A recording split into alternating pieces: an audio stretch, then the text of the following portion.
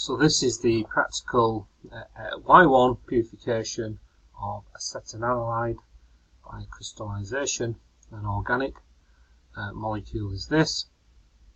So this is a purification technique, and so this experiment introduces the technique of recrystallization, and again gets you to know about glassware that you might need for this process. And in this practical as well, you're going to follow this procedure here, and there's a write-up which is going to be needed as well for your submission. So we've got the information here about the write-up with the objectives, the safety audit, the method, the results, discussion, conclusion, with answers to the questions as well. So you'll be writing this one up. So let's just see what this student's doing here. So we've got the side GoPro camera here, and again we're just pointing out here, we'll see the student has clamped together on the clamp and stand. We'll just hold it here. We have a round bottom flask here, we have a heating mantle, and we have the metallic disc for heating the heating block, and the student here has quite rightfully clamped the neck of the flask here in position.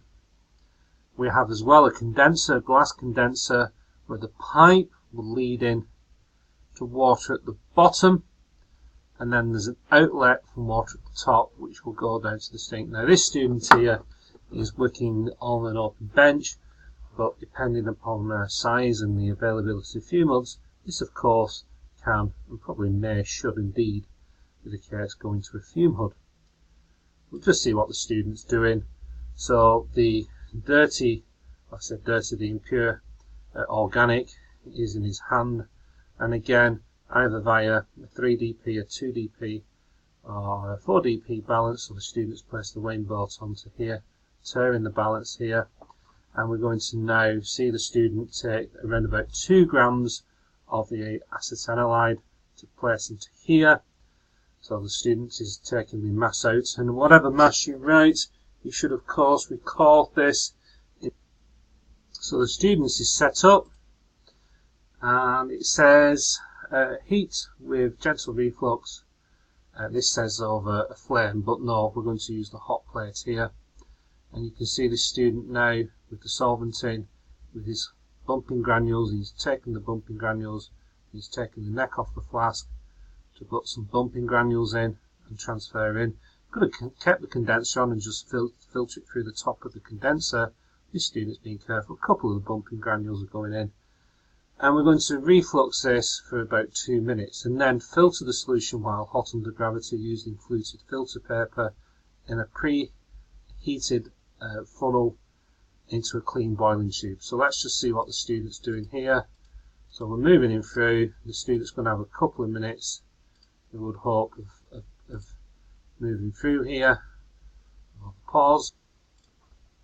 So our student here, I just thought that the student didn't add the activated charcoal in, so the student's going to measure out the appropriate mass of activated charcoal. As we see, there's the mass, weighing it out, gets the appropriate mass, and then the student is going to add the activated charcoal towards the flask here. Now again, at this point I'm going to pause it there. We may want to have like a funnel in here to transfer the massive, because that's likely to have a little bit of solvent on now.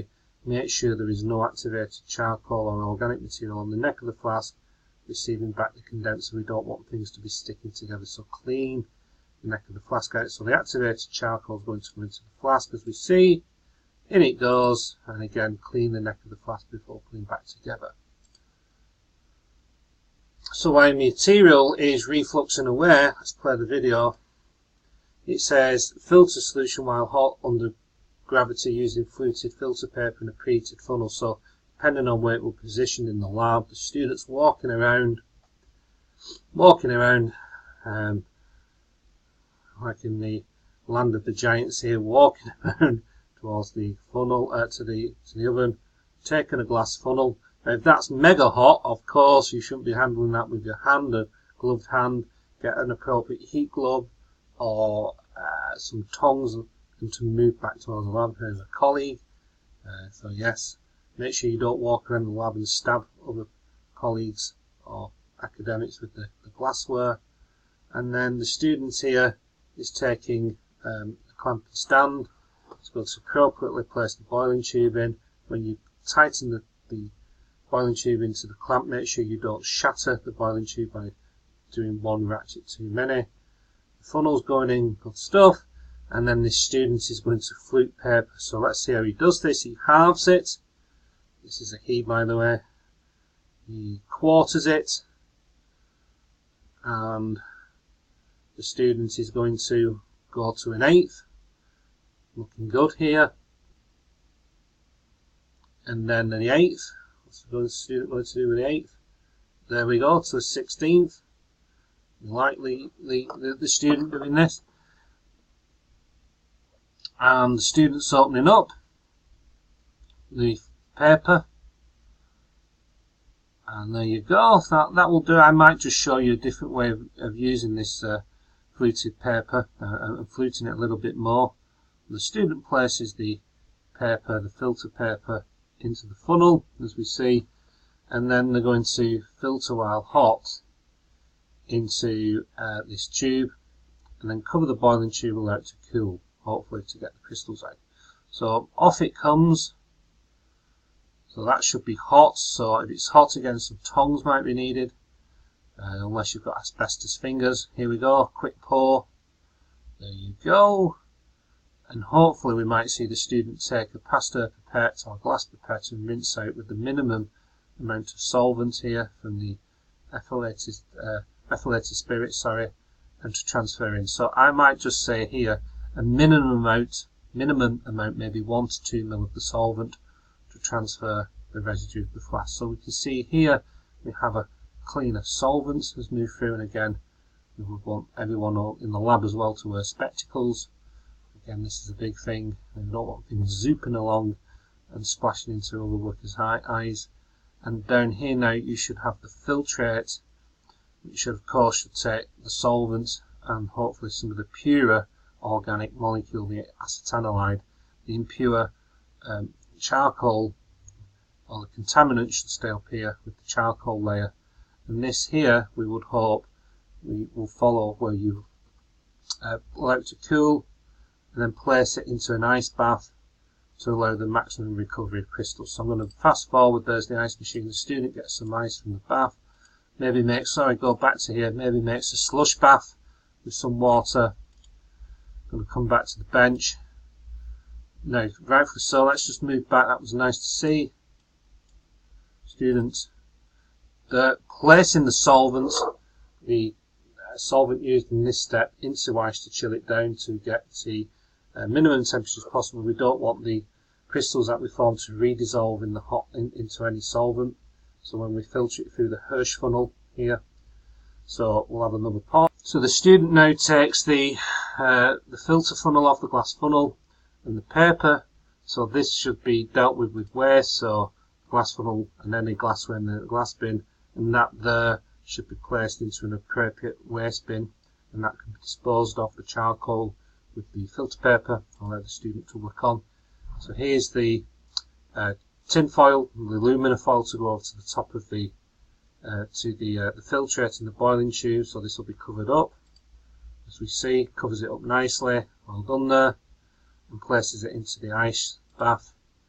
So that would allow for the 10 minutes.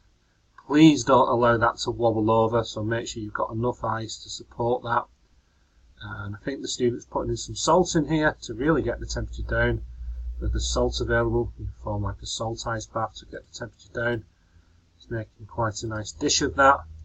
And yes, leave it there. Please don't allow that to wobble over and to fall over. So you need to get a cork ring or a buoying balance as such to just to keep that upright. That's nice. So we'll just have a little pause again. So the student now, let's get this right. Let's get this right. The student now is taking the opportunity to scratch out the crystals. So if the crystals don't drop out after 10 minutes, with a glass rod or a spatula, scratch down carefully the side of the boiling tube. Perfect. Look at that glass rod. The crystals came out. Well done to this student. Good work there. So scratch the crystals out. We've done that. And now, just pause it quickly. The next part is to now allow for filtration via the Hush funnel. So we're going to filter via the Hush funnel with a sidearm boiling tube and wash with ice cold methylated spirits. Let's see what happens here. So this is the Hush funnel with the sidearm. So the student is applying the tubing, the vacuum tubing on here, and hopefully they're going to clamp it into the stand here. So we'll just move through, see what the student's doing. Pause it. Ooh, no.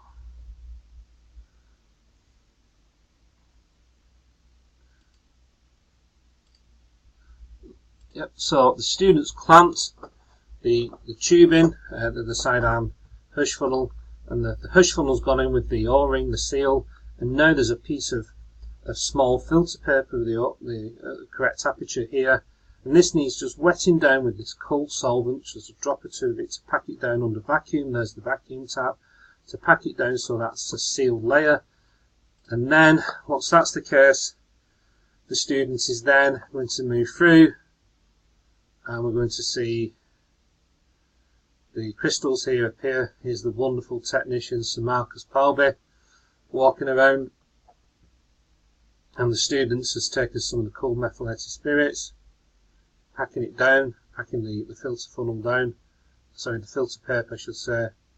Very good. And oh, just moved back there, that was rude of me. And now the student is taking the crystal mass and transferring it through under vacuum. So we would want a spatula to scrape out as much crystals as possible there to get most of it in. And then the student's going to wash with the minimum amount of cold solvent off the boiling tube into the Hush funnel. And then allow that a period, just pause in there, of 10 minutes under vacuum. Now you can see this piece of tubing here is kind of giving up the ghost. It looks like it's having all the life sucked out of it.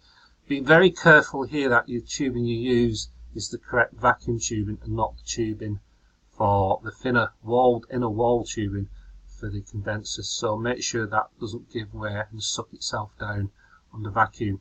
But that should be the form for the Hush funnel to be sat for 10 minutes, allowing it to air dry under vacuum. If the solvent ever gets to that level and it moves down into the pump, stop and take the solvent off, because you don't want the solvent running into the pumps. So it gets to this point, leave that for 10 minutes. Sorry, we're down here, place this for 10 minutes, maybe, and then place the crystals in a labelled beaker and dry them in the oven at 70 to 80 degrees. Maybe this beaker that you're placing the crystals in should be at that point a pre-weighed beaker, so you can now work out the mass of recovered crystals at that point. So we'll just see what the student's going to do. So the beaker's there, and hopefully the student's going to write the name onto the beaker and pre-weigh it, pre-weigh this beaker, record the mass of the beaker, and then we would hope to transfer the crystals in. So we're going to see the students put the crystals into the beaker and then go back into the oven. What I might just say to you, I'm just going to move back, just at that point here, when you have the mass of crystals here, while it's drying for 10 minutes, just before you give it the 10 minutes in the Hush funnel here, maybe with a spatula you just very gently break the crystal mass apart and wash with the minimum, maybe half a mil, 1 mil, 1.5, 2 mils of cold methylated spirits to break the crystal mass up to make sure the last remaining impurity is washed out. So that gets us down here. Then you're going to be asked to record the mass, percentage yield, and determine the purity via a melting point apparatus, and there I will show you what to do in the lab at that point. So we'll leave you there, and that's Y1, and that's the GoPro headfix cam by this excellent worker for the purification of acetanilide by crystallization. Thank you.